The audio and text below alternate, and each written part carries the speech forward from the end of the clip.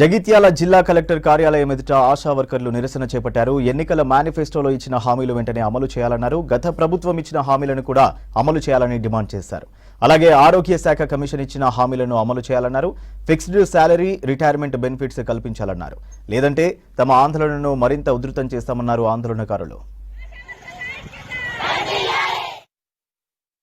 పారదర్శకం లేని పనులు మాకు ఎక్కువ ఒత్తిడి అయ్యేపటికే మేము ఈ రోడ్డు పరిస్థితి వచ్చింది సార్.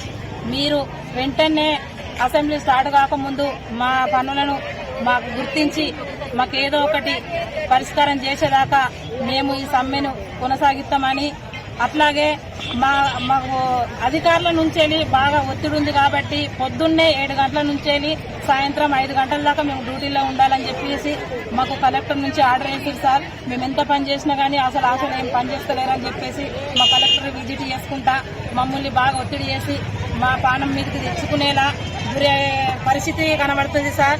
మీరు ఎట్లనని చేసి మాకు మా పని ఒత్తిడిని చూసి మా బాధలను చూసి మీరు ఏ విధంగా అయినా మాకు ఫిక్స్డ్ వేతనం చేయాలని మేము కోరుకుంటున్నాం సార్.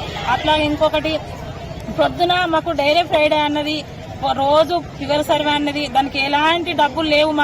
మాకు ఏఎన్సీ ఉంటేనే, మాకు డెలివరీలు ఉంటేనే వీటికే పారితోషికాలని చెప్పేసి మాకు అవ్వేస్తుండ్రు. అవన్నీ వృధా వేస్ట్. మాకు అదనం పనులు చెప్పేసి మమ్మల్ని పానం మీదకి తెచ్చుకునే గురి చేసే అధికారులు ఉన్నారు సార్. మాకు జ్వరాలు వచ్చి, డెంగ్యూ జ్వరాలు వచ్చినా, మాకు ఏ జ్వరం వచ్చినా కానీ మాకు సెలవులు అనేది లేకుండా పోతుంది సార్.